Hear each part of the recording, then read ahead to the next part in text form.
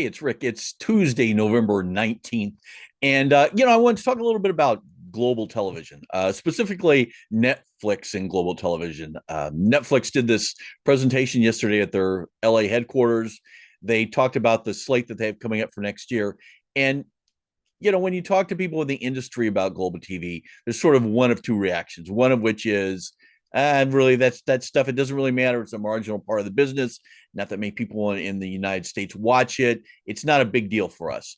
The other side are people who are really interested in it and realize that there are a lot of implications for Hollywood in this growth in global television. And now, granted, even when you look at Netflix, they're saying about 14-ish% of their subscribers regularly watch global television. But Netflix will also tell you that those are the people who are most engaged with Netflix. They're also super unlikely to unsubscribe from the service, which is, churn retention. It's a big deal for anybody.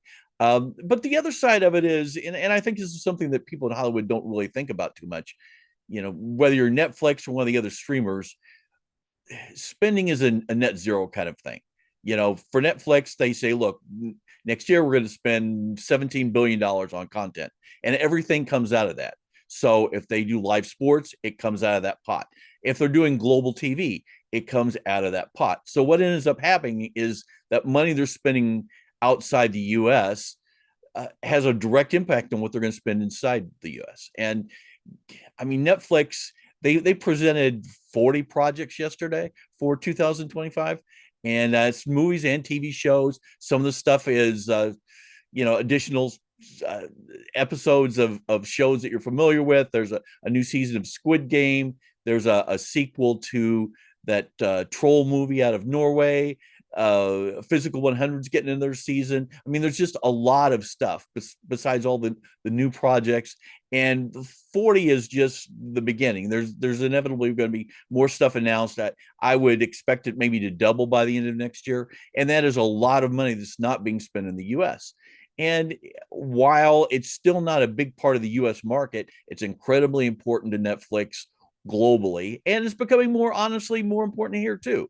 And as much as Netflix continues to struggle to sort of break it out in the US, they are so far above any of their other competitors.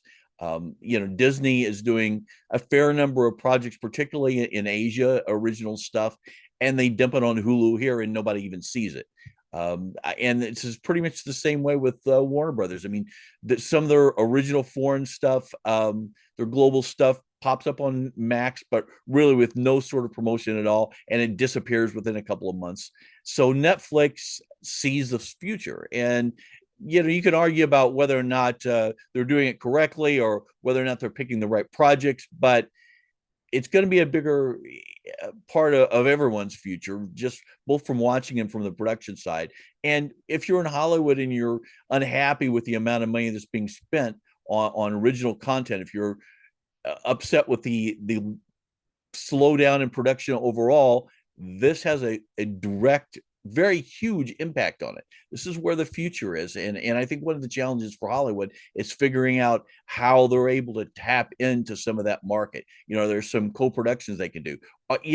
For some people, it's a matter of maybe you start focusing on, what kind of projects can I develop that can be produced overseas, that can be reworked in some way that would make it more of a global project. Now, I think it's something really interesting to watch for the future, for the next 5 years, especially. I think 5 years out, we're not even recognize the television business here.